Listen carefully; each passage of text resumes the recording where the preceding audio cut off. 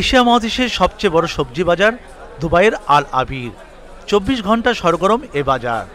পাইকারি এই বাজার থেকে সবজি কিনে সংযুক্ত আরব আমিরাতের বিভিন্ন স্থানে পৌঁছে দিচ্ছেন বিক্রেতারা। বিশ্বের ট্রানজিট খ্যাত দুবাইয়ের আল আবির সবজি বাজারে প্রায় 40,000 বাংলাদেশি শ্রমিক কাজ করছেন। একজন শ্রমিক দিনে 100 থেকে 200 দিরহাম উপার্জন করেন। আমি অনেক সময় ট্রলিও চালাই অবসর সময়ে, তখন কাস্টমারে কোনো অর্ডার দিলেও তাও ডেলিভারি নিয়ে দিই, আমি হোম ডেলিভারি দিই। অনেকদিন বেকার ছিলাম, তারপরে একটা চাকরি করেছিলাম, চাকরির পরে তারপরে ব্যবসা বাণিজ্যে ঢুকলাম। আমার আঙ্কেল আসলে আঙ্কেলে এটা আমার দিছে, ব্যবস্থা করে দিছে। তারপর আলহামদুলিল্লাহ এখন ব্যবসা করতেছি। এখানে 60% লোক সিলেটের and 40% প্লাস 35% চিটাগাং। 30-40 হাজার মানুষের মতো এখানে মার্কেটের মধ্যে কাজ করে। আফ্রিকা, অস্ট্রেলিয়া, ফিলিপাইন, এই ব্রাজিল, বিভিন্ন রাষ্ট্র থেকে আমাদের মালগুলো আছে। এই ঈদে দেশ জুড়ে কেনাকাটার ফুর্তি হবে শুধু বিকাশে, সাথে ডিসকাউন্ট কুপন, ইনস্ট্যান্ট ক্যাশব্যাক।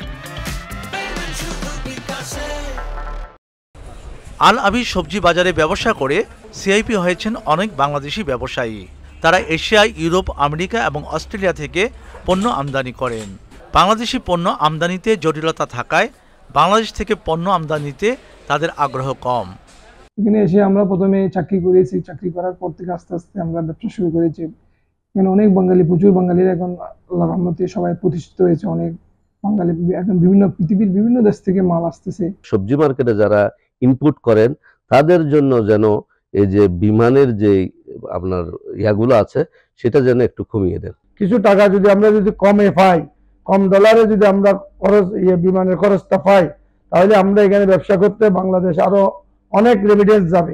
অন্য কান্ট্রি থেকে মালগুলো আসলে বরাবর স্পেস যেগুলো নেই স্পেস পাই না। আমাদের বাংলাদেশের এয়ারপোর্টগুলো বরাবর করে না, কেয়ারফুল করে না। আল আবির বিজনেস অ্যাসোসিয়েশনের নেতারা মনে করেন আমদানি প্রক্রিয়া সহজলভ্য করে সংযুক্ত আরব আমিরাতের বিশাল সবজি বাজারে বাংলাদেশি পণ্য প্রবেশের সুযোগ দিলে এ খাতে বিপুল অঙ্কের বৈদেশিক মুদ্রা অর্জন সম্ভব। যাযাবর মিন্টু, চ্যানেল আই।